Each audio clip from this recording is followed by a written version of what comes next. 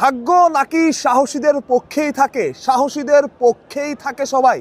দুপুরে Bangladesh cricket board নিশ্চিত করেছিল তারা বিশ্বকাপ খেলতে ভারতে যাবে না, যত কিছুই হোক।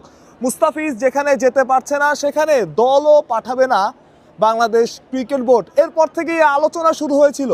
বাংলাদেশের মানুষজন বিসিবির এমন সিদ্ধান্তের পক্ষেই ছিল, কারণ তারা চেয়েছিল যেখানে মুস্তাফিজ যেতে পারছে না সেখানে যেন বাংলাদেশ দলও না চায়। তবে এই সিদ্ধান্তে কতক্ষণ অনড় থাকে বিসিবি কিংবা আইসিসি থেকে কি রেসপন্স আসে সেটার অপেক্ষাতেই ছিল সবাই।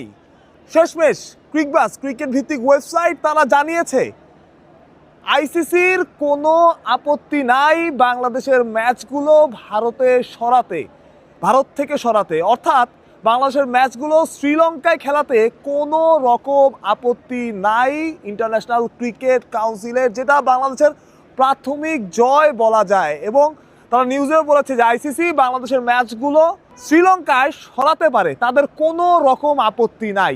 অর্থাৎ এটা বাংলাদেশ ক্রিকেট বোর্ডের প্রাথমিক একটা জয়।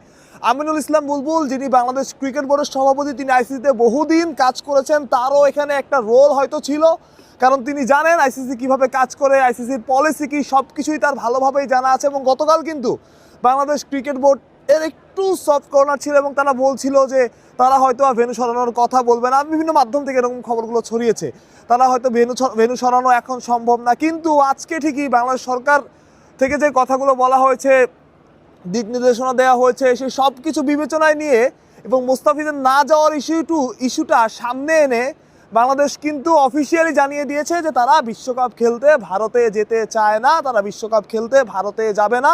তাদের ম্যাচগুলো যাতে অন্য কোনো ভেন্যুতে শিফট করা হয়, সেটা তো শ্রীলঙ্কা অবশ্যই পাকিস্তান যেমন খেলে আর কি, সেই সিদ্ধান্তে অনড় আছে বিসিবি। এবং এখন পর্যন্ত খবর ক্রিকবাস যেটা বলছে, বাংলাদেশের ম্যাচগুলো ভারত থেকে সরিয়ে নিতে শ্রীলঙ্কার আইসিসির কোনো রকম আপত্তি নেই। এবং শ্রীলঙ্কা তো অবশ্যই হোস্ট, তারাও চাইবে যাতে বেশি বেশি ম্যাচ হোক, আইসিসির কোনো রকম আপত্তি সেখানে নাই।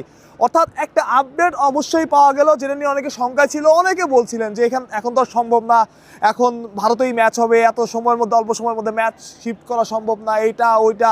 কিন্তু আপনি চিন্তা করেন, এমন অনেক সময় গেছে যে হুট করে ওয়ার্ল্ড কাপ দুবাইতে নিয়ে যাওয়া হয়েছে এবং দুবাই 1 মাস 1.5 মাস 2 মাসের মধ্যে ওয়ার্ল্ড কাপ বা কম সময়ের মধ্যে ওয়ার্ল্ড কাপ অ্যারেঞ্জ করছে।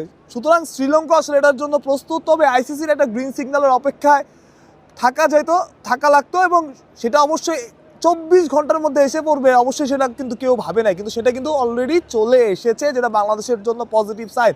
অর্থাৎ বাংলাদেশ একটা সবুজ সংকেত পেয়েছে। কিন্তু অবশ্যই বিশ্বকাপের আয়োজক বিসিসিআই কী করে, কী সিদ্ধান্ত নেয় এবং অন্য দলগুলো কী করে, এখানে কিন্তু একটা ভাবনার বিষয় আছে। সেটা হচ্ছে বাংলাদেশের প্রতিপক্ষ যারা, তাদেরও কিন্তু এখানে মতামতের প্রয়োজন আছে। যেহেতু ম্যাচগুলো সরিয়ে নেওয়া হবে অন্য জায়গায়, তারা ওইখানে খেলতে কতটা কমফোর্টেবল, তারা কি ওইখানে খেলবে কিনা, এই সব কিছুই কিন্তু তখন বিবেচনায় নেওয়া হবে। তবে প্রাথমিকভাবে বাংলাদেশের একটা জয় হয়েছে এবং ইতিবাচক একটা সাইন যে কোনো একটা বলার দিয়ে আমরা জানতে পেরেছি যে আইসিসির কোনো রকম আপত্তি নাই, যেটা ক্রিকবাস জানিয়েছে।